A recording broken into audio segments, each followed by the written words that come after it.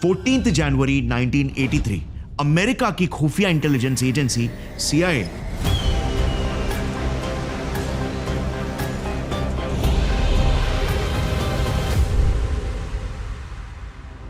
CIA ने India पर एक गुप्त इन्वेस्टिगेशन का रिपोर्ट पब्लिश किया। इसमें CIA ने हमारे बारे में एक बहुत ही कंट्रोवर्शियल खबर लिखी थी।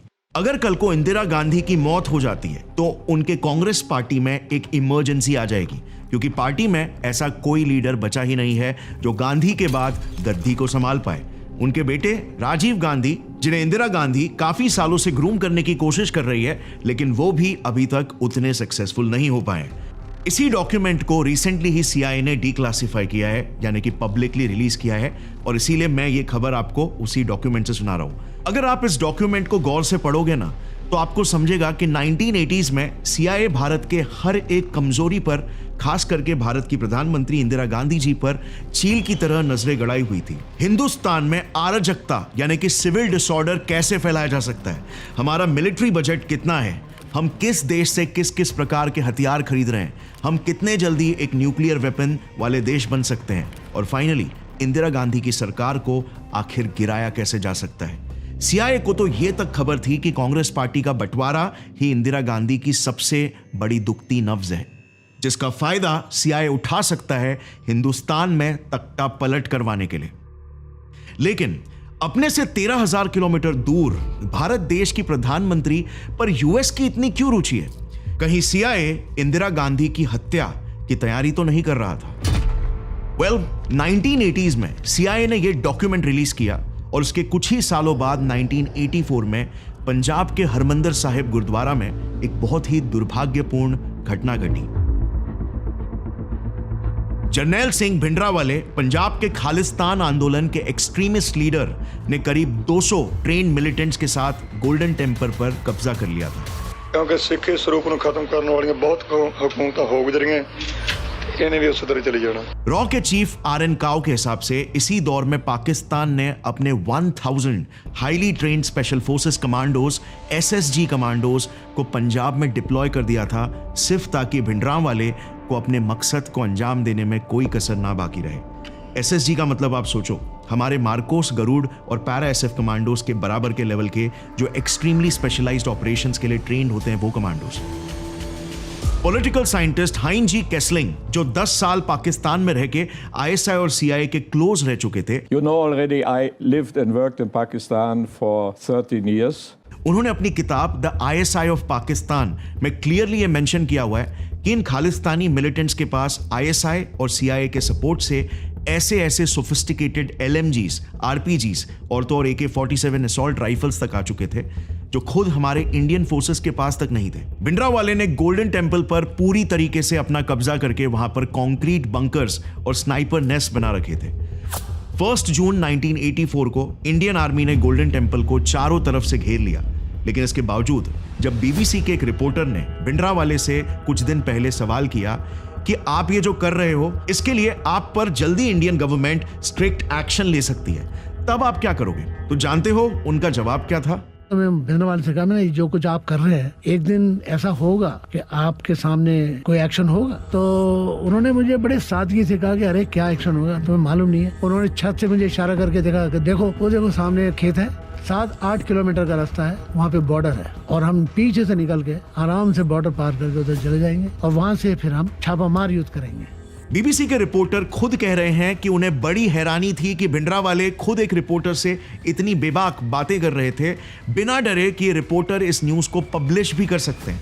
बड़े कॉन्फिडेंस से उन्होंने मुझे बताया, और मुझे ये हैरानी थी कि ये शख्स मुझे ये सब कुछ बता रहा है और ट्रस्ट कर रहा है। उसने मुझसे ये भी नहीं कहा कि तुम इस बात को छापोगे नहीं। तो जाहिर सी बात है, भिंडरावाले को किसी स्ट्रॉन्ग फोर्स का हैवी सपोर्ट था, और यह सपोर्ट था पाकिस्तान के इंटेलिजेंस एजेंसी ISI का।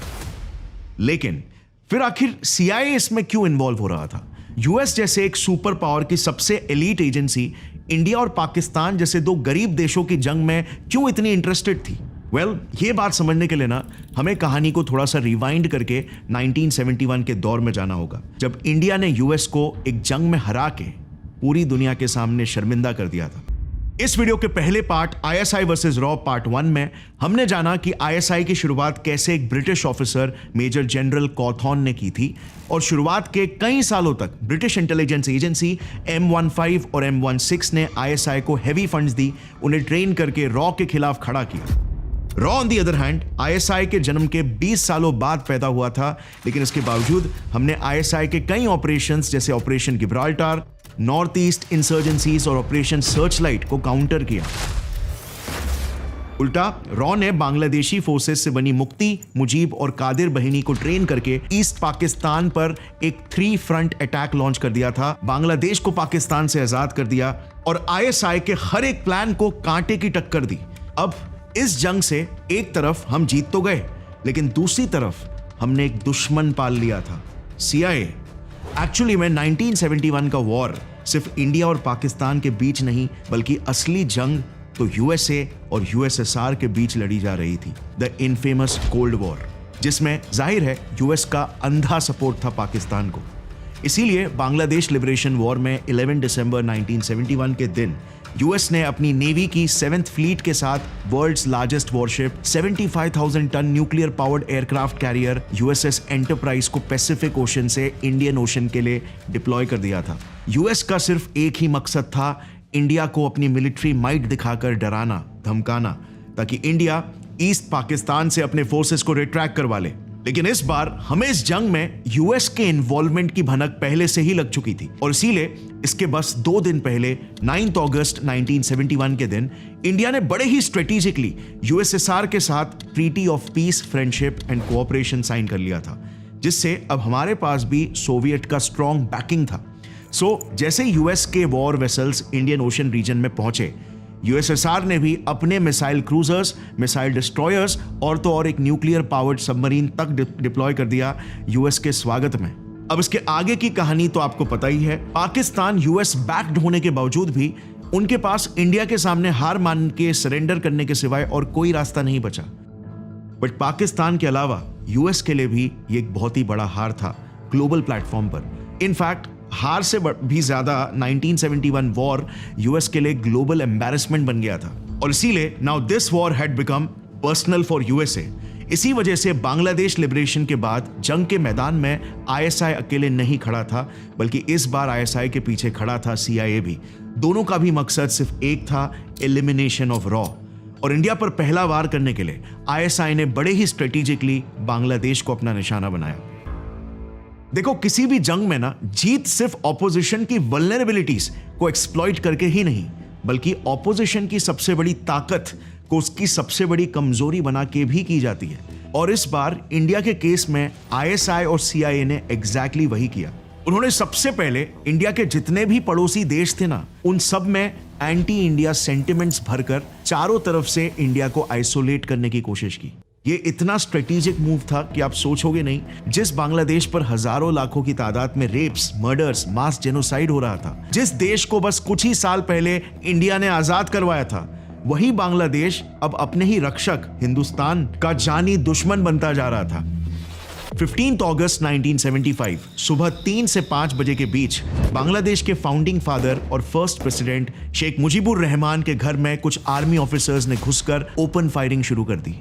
शेख मुजीब की उनके घर के सीढ़ियों में ही हत्या कर दी गई और उनके साथ उनकी बीवी, उनका भाई, उनके 3 बेटे और भी कई रिश्तेदारों का कोल्ड ब्लडेड मर्डर कर दिया गया। इस पूरे हादसे में कम से कम 40 लोग घायल हुए, लेकिन हाँ, फॉर्चुनेटली शेख मुजीब की 2 बेटियां इससे बच गई, शेख हसीना और शेख रेहाना, जो उस दौरान अपनी एजुकेशन के लिए अब्रॉड में सेटल्ड थी। Only 15 days ago, my sister and myself, we left the country. 15th August in the morning, we heard this news. My father was assassinated, but we didn't know that all the family members were.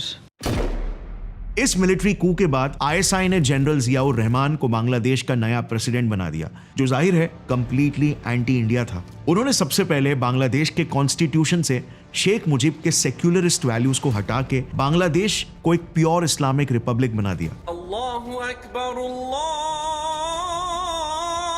Akbar. Bangladesh की सरकार का कहना है कि जब वहां मुसलमानों की आबादी 90% से ज्यादा हो गई है, तो फिर बांग्लादेश को धर्मनिरपेक्ष रहने की क्या आवश्यकता है।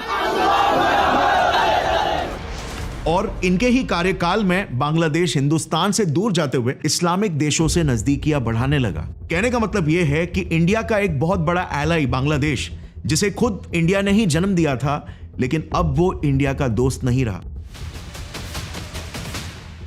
इसके 4 साल बाद आईएसआई और सीआईए ने इंडिया पर दूसरा हमला किया।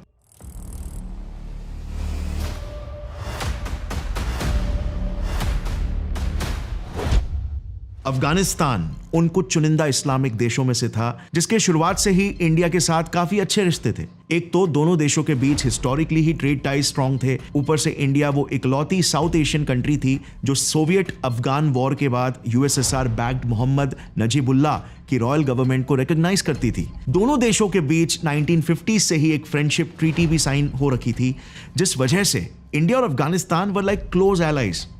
और इसी दोस्ती को सीआईए बैक्ड आईएसआई किसी भी हालत में तोड़ना चाहता था। सीआईए ने लॉन्च कर दिया अपना अब तक का longest and most expensive covert operation cyclone, जो पूरे 13 सालों तक चला। इन 13 सालों में सीआईए ने अफगानिस्तान के मुजाहिदीन को $3 बिलियन का फंडिंग दिया, उन्हें FIM-92 जैसे highly advance surface to air stinger missiles दिए और सेबोटाज ऑपरेशंस और गुरिल्ला वॉरफेयर टैक्टिक्स जैसे सोफिस्टिकेटेड मिलिट्री ट्रेनिंग्स दी। इसका नतीजा यह हुआ कि कुछ ही सालों में नाजिबुल्लाह गवर्नमेंट वीक पड़ गई और फिर पावर में आई अफगानिस्तान की नई ISI backed extremist government Taliban, जिन्होंने पहली बार एस्टैब्लिश किया the Islamic emirate of Afghanistan. और इसीलिए आईएसआई और सीआईए के स्ट्रेटेजिक मूव से ये गवर्नमेंट हेवीली इन्फ्लुएंस थी वहाबी और देवबंदी जैसे इस्लामिक आइडियोलॉजीज के रेडिकल इंटरप्रिटेशन से, और इसीलिए इन्होंने पूरे अफगानिस्तान पर शरिया कानून लागू कर दिया। और अब आप इमेजिन कर ही सकते हो कि इतनी अल्ट्रा कंजर्वेटिव मिलिटेंट गवर्नमेंट का इंडिया के प्रति क्या ही स्टैंस होगा। और इसीलिए आईएसआई और सीआईए के स्ट्रेटेजिक मूव से इंडिया ने अपना इकलौता इस्लामिक एलाई अफगानिस्तान भी खो दिया था। उल्टा आगे तो चल के अफगानिस्तान का इस्तेमाल करके आईएसआई ने द इनफेमस IC-814 प्लेन की हाईजैकिंग भी करवाई थी और फ्लाइट को बड़े ही कॉन्फिडेंस में अफगानिस्तान के जमीन पर उतारा और तालिबान ने भी इसमें उनकी मदद की। आईएसआई ने फिर श्रीलंका, म्यांमार और भूटान जैसे देशों के रिबेल्स को भी फंड किया और उन्हें ट्रेन करके उन्हें नॉर्थ ईस्ट के इंसर्जेंसीज में डिप्लॉय करना स्टार्ट कर दिया, जिससे उन रीजन्स में भी इंडिया मिलिटरीली ऑक्यूपाइड हो गया। अब जब आईएसआई इंडिया के नेबरिंग देशों में इतनी तबाही मचा सकता है, सीआईए के मदद से वो सरकारें गिरा सकता है, तो क्या यही आईएसआई अपने सबसे कीमती कोहिनूर हीरे कश्मीर की घाटी को छोड़ेगा क्या, जिसके लिए ही तो ये पूरी लड़ाई की शुरुआत हुई थी। और इस बार तो कश्मीर को जीतने के लिए आईएसआई के पास सिर्फ ब्रिटेन का ही नहीं बल्कि अमेरिका का भी सपोर्ट था, और दुगना सपोर्ट मतलब दुगनी फंडिंग। ऑफिशियल रिकॉर्ड्स में मेंशन्ड है कि सीआईए ने आईएसआई को $8 बिलियन की हेफ्टी फंडिंग दी थी, जिसको पाकिस्तानी पीएम परवेज मुशर्रफ ने भी ओपन मीडिया में छाती ठोक कर एडमिट किया है कि हाँ, उन्होंने इस यूएस एड्स को भारत के खिलाफ इस्तेमाल किया है। इनफैक्ट उसी दौर में जब इंडिया को ग्लोबली आइसोलेट किया जा रहा था, तब सीआईए आईएसआई के साथ इस लेवल पर इंडियन पॉलिटिक्स में इन्वॉल्व हो गया था कि दिल्ली के यूएस एम्बेसी के बाहर इंडियंस ने एंटी सीआईए प्रोटेस्ट तक लॉन्च कर दिए थे।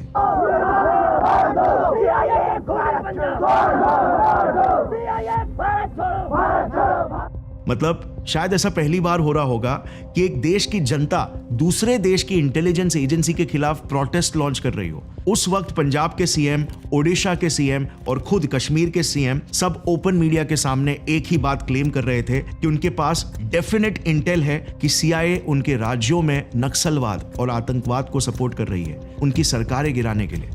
सो इस बार सीआईए के सपोर्ट, फंडिंग और इंटेल के साथ आईएसआई ने दोबारा से इंडिया पर लॉन्च कर दिया अपना मिशन ऑपरेशन K2।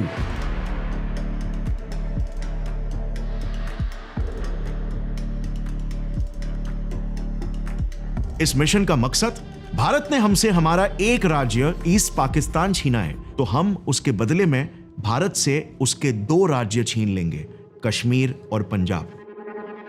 इस वीडियो के पिछले पार्ट में आपने ये देखा होगा कि पाकिस्तान का 1965 का ऑपरेशन गिब्राल्टर फेल ही इसीलिए हुआ था क्योंकि पीओके से अंदर घुस रहे इन्फिल्ट्रेटर्स को इंडियन आर्मी ने और कश्मीरी लोकल्स ने पकड़ लिया था। लेकिन इस बार आईएसआई वही गलती नहीं दोहराना चाहता था और इसीलिए स्पेशली कश्मीर के लिए उन्होंने लॉन्च किया ऑपरेशन टुपाक। कश्मीर घाटी में स्थिति तनावपूर्ण बनी हुई है। 19 जनवरी की रात को हजारों लोग सड़कों पर उतर आए, जिनमें से कुछ मिलिटेंट्स ने कई कश्मीरी पंडितों के घरों को आग लगा दी। इस मिशन के तहत आईएसआई ने कश्मीर में लश्कर-ए-तैयबा, हिजबुल मुजाहिदीन, जैश-ए-मोहम्मद, अल्लाह टाइगर्स जैसे डजन भर से भी ज्यादा एक्सट्रीमिस्ट टेररिस्ट ऑर्गेनाइजेशंस को जन्म दिया। पर 1980s में इन सभी में से सबसे फोरफ्रंट पर था Jammu Kashmir liberation front, also known as JKLF, जिस टेररिस्ट ऑर्गेनाइजेशन के चीफ अमानुल्लाह खान को आईएसआई के टॉप ऑफिसर्स ने पर्सनली हैंड सिलेक्ट करके रिक्रूट किया था। इमेजिन, JKLF के साथ इन सारे टेररिस्ट ऑर्गेनाइजेशंस को खड़ा करके आईएसआई का प्लान था कि वो कश्मीरी यूथ को ब्रेन वॉश करके उन्हें इन टेररिस्ट ग्रुप्स में रिक्रूट कर लेंगे और फिर इन्हीं के जरिए पूरे कश्मीर घाटी में टेररिज्म को फैलाएंगे, उसे अनस्टेबल बनाएंगे। अनफॉर्चुनेटली फॉर इंडिया, आईएसआई का ये ऑपरेशन टुपाक एक्सट्रीमली सक्सेसफुल रहा। क्या आप जानते हो अब तक कश्मीर में 70,000 टेररिस्ट अटैक्स हो चुके हैं? 70,000 टेररिस्ट अटैक्स। 1980s से लेकर 1990s तक इन्हीं टेररिस्ट ऑर्गेनाइजेशंस ने कश्मीर में प्रॉपर शरिया कानून तक लागू कर दिया था। इसके बाद बारी थी ऑपरेशन टुपाक के फेज नंबर 2 को लॉन्च करने की, द कश्मीरी पंडित मैसेकर। हजारों पंडितों को घर से बेघर कर दिया गया। कश्मीर चल रहा है, खुलेआम कश्मीरी हिंदुओं का कत्ले आम हो रहा है। कश्मीर के बच्चा बच्चा कहेगा आजादी आजादी। 14 अप्रैल 1990 ये वो दिन था जिसकी मोहलत वहां के पंडितों को दी गई कश्मीर छोड़कर भाग जाने के लिए। पूरे श्रीनगर में हिट लिस्ट लग गई है। लिखा है कि 1 महीने में कश्मीर से चले जाओ वरना गोली मार देंगे। लेकिन जो नहीं भाग पाए उनके साथ क्या हुआ? कश्मीरी पंडितों पर हो रहे जेनोसाइड की खबरें आने लगी। करीब 3.5 लाख कश्मीरी पंडित अपना घर छोड़ के वहां से भाग गए। हजारों की तादादों में कश्मीरी औरतों का रेप हुआ, लोगों को मारा गया, बच्चे बूढ़े किसी को भी नहीं बख्शा गया। कश्मीरी पंडितों का नरसंहार हिंदुस्तान के इतिहास में लगा एक बहुत बड़ा दाग है, जिसे हम आज तक भुला नहीं पाए हैं। और ये सब के पीछे आईएसआई का ऑपरेशन टुपाक ही था। अब ऑपरेशन टुपाक के अलावा ऑपरेशन K2 का दूसरा फेज मिशन खालिस्तान को तो हमने ऑलरेडी कहानी की शुरुआत में डिस्कस कर दिया था। लेकिन अब अगर हम इंडिया से थोड़ा सा जूम आउट करेंगे तो हमारी स्थिति उस समय बद से बदतर हो गई थी। एक तरफ हम पर खालिस्तान और जम्मू कश्मीर में हो रहे आतंकवाद का खतरा था, तो दूसरी तरफ इंडिया के सारे फॉरेन एलाइज एंटी इंडिया बनते जा रहे थे। आईएसआई और CIA ने मिलकर लिटरली इंडिया को एक रिंग ऑफ फायर में घेर लिया था। इंडिया को बाजी पलटने की बिल्कुल जरूरत थी, बट इंडिया अगर चाहता तो भी ये कैसे कर पाता? वेल, पिक्चर में एंट्री होने बाकी थी आज के हमारे इस वीडियो के मेन हीरो की। इस पूरे दौर में जब जब आईएसआई या CIA कोई भी एंटी इंडिया ऑपरेशन प्लान भी कर रहा होता था, रॉ को उस बात का इंटेल ऑलरेडी मिल चुका होता और इसीलिए उनके हर एक वार पर रॉ का भी एक पलटवार तैयार होता। स्पेशली पाकिस्तान के केस में तो रॉ ने आईएसआई के प्यादों से लड़ने के बजाय सीधे उसके राजा को ही चेकमेट कर दिया। Yes, assassination of Zia-ul-Haq, the mastermind of ISI's Operation Tupac। और इसके पीछे की स्टोरी काफी इंटरेस्टिंग है, ध्यान से सुनना।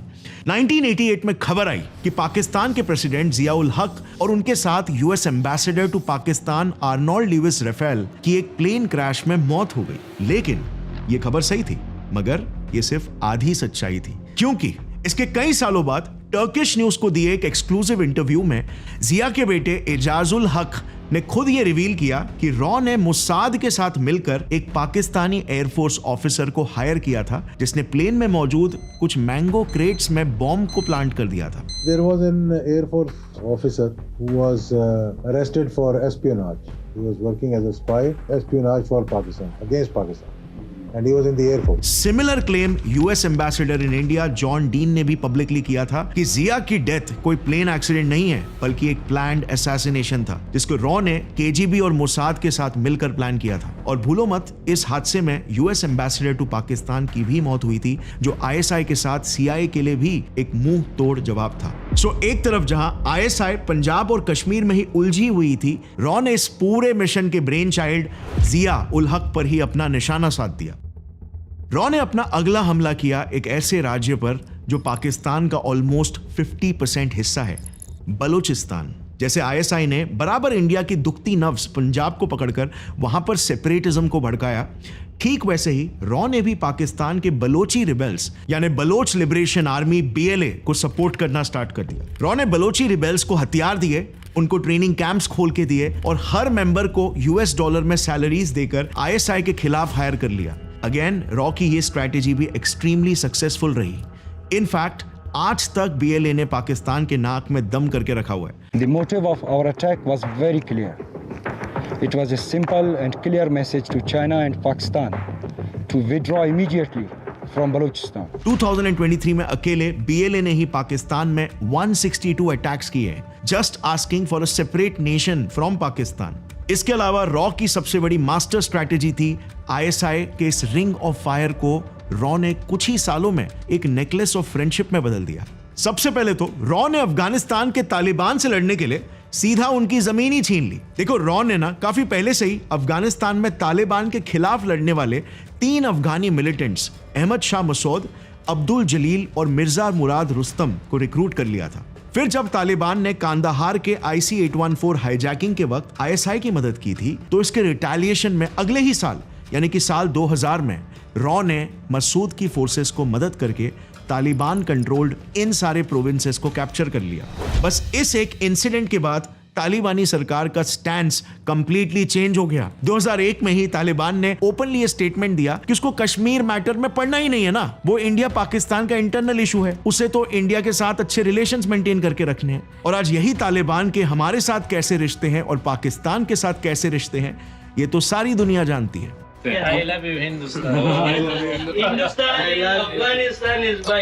अफगानिस्तान और हिंदुस्तान का दुनिया में मिसाल दिया जाता है कि दोस्त है। दोस्त का मतलब होता है भाई। इंसान हमारा दुश्मन है, उस तरफ तुम मारो, इस तरफ मैं मारता है। फिर बारी थी नेपाल की।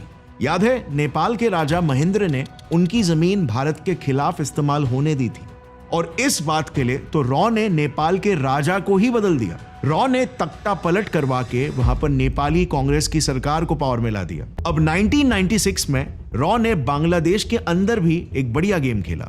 रॉ शेख हसीना की प्रो इंडिया गवर्नमेंट अंदर लेके आ गई।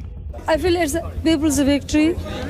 People fought for their voting right. Myanmar के रिबेल्स को काबू करने के लिए रॉ ने ऑपरेशन लीच लॉन्च करके सीधे मिलिटेंट्स के लीडर को ही पकड़ लिया। ऐसे ही जिन जिन देशों में CIA और ISI ने मिलकर एंटी इंडिया सेंटिमेंट्स या एंटी इंडिया गवर्नमेंट लाने की कोशिश की थी, रॉ ने उन कू अटेम्प्ट्स को फेल करके उन सारे देशों में प्रो इंडिया गवर्नमेंट स्थापित कर दिया। मॉरिशस में ऑपरेशन लाल डोरा करवा के PM अनिरुद्ध जगनॉथ को प्लेस कर दिया गया। मालदीव्स में ऑपरेशन कैक्टस से रॉ ने मोहम्मद गयूम की सरकार बचाई। शेचिलीज में ऑपरेशन फ्लावर्स आर ब्लूमिंग करके रॉ ने एल्बर्ट रेनी के खिलाफ हुए कू अटेम्प्ट को रोक दिया। और सीले रॉ के इन सारे ऑपरेशंस के बाद अब इंडिया को जूम आउट करने पर मैप कुछ ऐसा दिखने लग गया था। अच्छा, पूरे देश में ना बढ़ते खालिस्तानी और कश्मीरी आतंकवाद को काबू में लाने के लिए रॉ ने काफी यूनिक दाव खेला। रॉ ने 2 टीमें बनाई और उन्हें पाकिस्तान के अंदर डिप्लॉय कर दिया, टीम X और टीम J। ये टीम्स ISI के हर अटैक को ईंट का जवाब पत्थर से देने लग गए और काइंड ऑफ इन अ वे पाकिस्तान के हाथ को कसने लग गए। एक लाइन में अगर मैं बोलूं तो रॉ ने लिटरली ISI को रुला दिया था। लिटरली ISI चीफ हमीद गुल ने जॉर्डेनियन किंग हसन बिन तलाल के सामने हाथ जोड़कर कहा कि प्लीज आप इंडिया को समझाओ कि इसके आगे हम भारत पर एक भी टेररिस्ट अटैक नहीं करेंगे, बॉम्ब ब्लास्ट नहीं करेंगे, बस आप पाकिस्तान में हो रहे अटैक्स को किसी भी तरीके से रुकवा दो। लेकिन इन सारे ऑपरेशंस में से रॉ की जो सबसे बड़ी कामयाबी थी ना, वो थी ISI और उसके दूसरे बिगेस्ट सपोर्टर के बीच ही दरार ला देना। ISI वर्सेस रॉ से ISI वर्सेस CIA करवा देना। यस, ये एक्चुअली में पूरी कहानी का एक बहुत ही अहम पड़ाव था, जिसके बाद वही CIA जो अंधाधुंध ISI को फंडिंग, ट्रेनिंग्स, यहां तक कि इंटेल प्रोवाइड कर रही थी, उसी CIA ने पाकिस्तान को ग्लोबली FATF में ब्लैकलिस्ट करवा दिया एज अ टेररिस्ट नेशन। 11 सितंबर 2001 6:16 रेडिकल इस्लामिक टेररिस्ट ने हाईजैक प्लेन्स को US के ट्विन टावर्स, पेंटागन और पेनिसिल्वेनिया फील्ड में क्रैश करवा दिया। करीब 3000 मासूम अमेरिकन मारे गए और इस पूरे अटैक के पीछे था एक शख्स, Osama bin Laden, founder of Al-Qaeda. तो जाहिर है यूएस ओसामा को किसी भी हालत में ढूंढने के लिए बेताब थी, लेकिन आईएसआई ने ओसामा को अपने ही देश में छुपा के रखा हुआ था।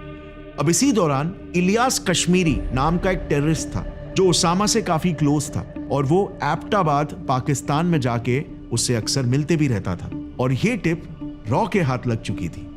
रॉ ने फिर चुपचाप ये इंटेल यूएस को दे दिया, और उसके बाद की कहानी तो हम सभी जानते हैं।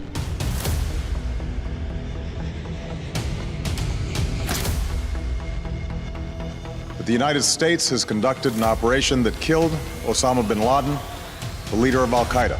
लेकिन हाँ, इसके बाद CIA और ISI के रिश्ते वापस से कभी भी उतने गहरे नहीं हो पाए, क्योंकि अब कहीं ना कहीं CIA भी ये समझ चुकी थी they can't keep snakes in their backyard and expect them to only bite their neighbors. We will give the Pakistani government a chance to cooperate and to participate as we hunt down those people who committed this unbelievable, despicable act on America. ये ISI और उसके हजारों terrorist organisations अब धीरे धीरे US के गले का वो फंदा बनते जा रहे थे। सो इसी हादसे के बाद यूएस का पाकिस्तान के लिए सपोर्ट कहीं ना कहीं धीरे धीरे कम होते चला गया। लेकिन अगर ISI वर्सेस रॉ की हम बात करें तो यार ये जंग अब तक जारी है, और मेरे हिसाब से तो ये तब तक जारी रहेगी जब तक पाकिस्तान जिंदा रहेगा और उसके कश्मीर को पाने की ये नाकाम कोशिशें भी जारी रहेगी। लेकिन फिलहाल हम सब जानते हैं कि पाकिस्तान के हालत कैसे हो गए हैं आज। सो ऐसे में अब आप ही मुझे बताओ नीचे कमेंट्स में कि आपके हिसाब से पाकिस्तान को इस जंग के मैदान में अभी भी टिके रहना चाहिए क्या? क्या पाकिस्तान को वो जितनी फंडिंग अपनी ISI और अपने मिलिट्री को दे रहा है उतनी फंडिंग अपने देश के डेवलपमेंट में नहीं लगाना चाहिए क्या? इस 2 एपिसोड की सीरीज को बनाने में काफी मेहनत लगी है। तो अगर आपको ऐसे detailed in depth documentary style videos पसंद आते हैं तो नीचे कमेंट करके you can let me know कि नेक्स्ट वीडियो आप किस टॉपिक पर देखना चाहोगे। जाने से पहले let us all give a huge salute to रॉ, जिन्होंने हमें प्रोटेक्ट करने में, इंडिया को प्रोटेक्ट करने में कोई कसर नहीं छोड़ी। मिलते हैं अगले वीडियो में, तब तक के लिए as always keep watching and keep learning. Jai Hind.